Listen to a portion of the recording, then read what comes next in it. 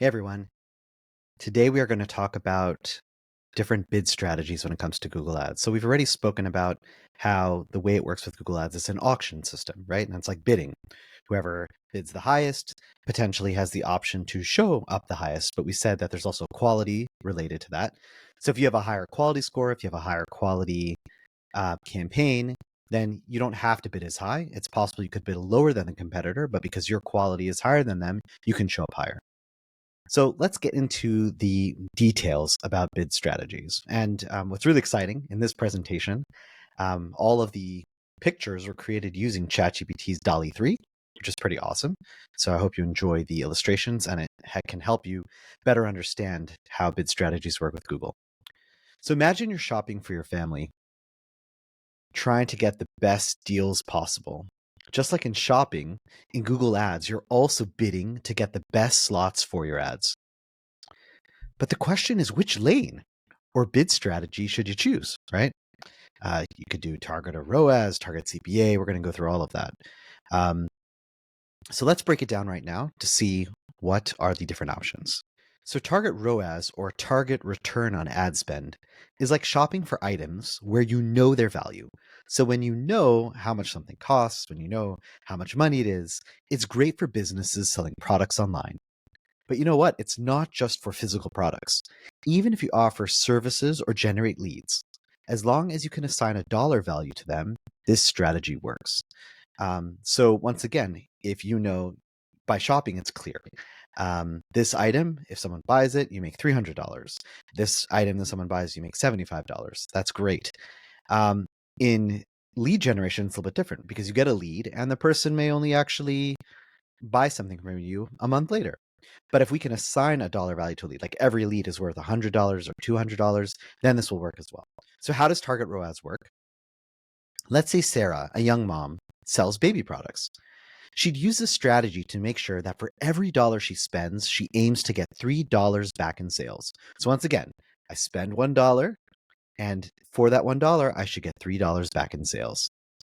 And let's, imagine Grandma Jane. She knows that on average, a student attending her knitting class brings her $50. She could use target ROAS to optimize her ads around that value. So once again, target ROAS means you're multiplying how much you need. So if for every $1 that I spend on ads, I need to get $3 back on sales. So my target ROAS is 300% or 3 times. So in Google Ads, you can actually do that. Set up your campaign and say, okay, in order for this to work, I need to have a 300% return on my ad spend, or if for every $1 spent, I need to get $3 in sales. Next is target CPA, or target cost per acquisition. Target CPA is perfect for businesses offering services or software. Here you set a target for how much you're willing to pay for each action, like signing up or filling a form. So you might say, okay, I'm willing to spend $50 for someone to fill out my form. And sometimes you have to figure that by stepping back and saying, okay, for a customer, I'm willing to spend $1,000, and it takes 10 leads before I get a customer. So if I'm willing to spend 1,000, I divide 1,000 by 10, and that means for each lead or for each form fill, I'm willing to spend $100. So going back to our example, Grandma Jane, she runs a knitting class. She'd use this strategy to ensure that she doesn't pay more than $5 for each new student who's going to sign up for her knitting class. So this is another way that you can set up your bid strategy. Maximize conversions. So maximize conversions is like having a shopping spree. You spend all your budget to get as many items, or in this case, conversions, as possible. So it's not necessarily the value of the conversion, but it's okay, I need to get as many conversions as possible. So for example, you've got Lisa, who wants to get as many signups as possible for her art event with her limited budget. This strategy would be her choice. Here's a little bit of a change on the previous case, but related. Maximize conversion value. Now, this case is about maximizing the total value rather than the number of conversions. Think of it as looking for items that give you the best bang for your buck. So we're telling Google, hey, Google, we want people to click on our ads who are going to spend the most amount of money. So not have tons of customers, but I want customers who are going to give me the most amount of money. For example, Sarah, she might use this if she's trying to sell higher priced baby items to maximize her total sales value, right? So please, Google, let's try to get people who are going to buy the higher priced items Um, and that's what I want to focus on, not necessarily the amount of. And you can see in this picture, it's the same idea. If you go into a jewelry store, instead of buying a lot of different rings, you're going to get that one thing that's lots of value. Target impression share is about ad visibility. It's like choosing the best shelf for your product in a store. So, for example, Grandma Jane would choose this to ensure her knitting class ads appear right at the top above her competitors. So, it's not necessarily about people clicking or conversions, but it's like, I want as many people to see my ad as possible. Not necessarily the best strategy, but sometimes it is necessary. Sometimes, especially when it comes to branded, where you don't want any of the competition to be able for their ads to show up on top of you. A lot of people use a target impression share strategy. Max clicks. Well, that's when you want the maximum number of clicks for your budget, regardless of the conversion. And often, a lot of people will start this off where you don't have a lot of conversions and you just need to get traffic. You need to get things going. You need to start building up those conversions. So imagine Sarah wanting to spread the word about a new product. She chooses this to get as many people as possible to visit her site.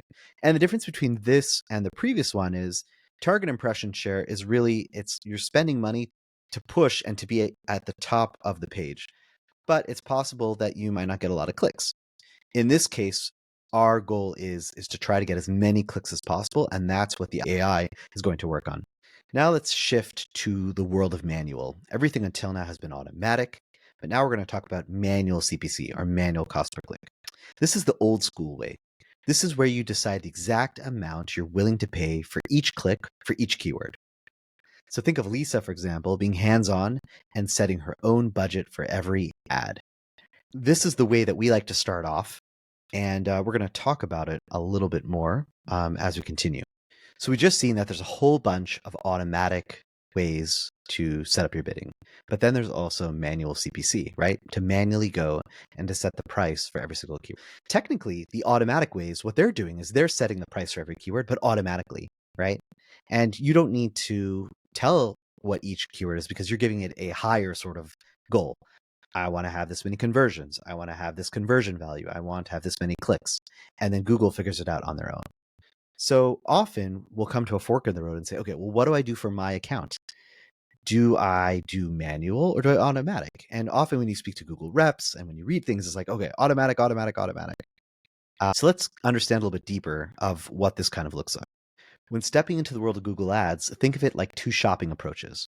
On the left, we have the meticulous shopper examining each item and deciding on the best value. This is like manual bidding. On the right, there's the trusting shopper. He relies on the store assistants to adjust prices for the best deals. This is like automatic bidding. And both seem to have their, situation. So if you're a newcomer, starting with manual bidding can be like hand picking your items, giving you full control. And that's what we suggest, that when you're starting a Google Ads account, a Google Ads campaign, you want to start off with manual CPC because you want to make sure that you set the correct prices and set the keywords at the level that you want it to be in order to get those conversions. So as you gather more conversions and get more familiar with the market, then you might choose to switch to automatic bidding, then letting Google's algorithm ensure you get the best value. However, if you start with automatic in the beginning, at that point, Google doesn't have the conversions to really know what to do.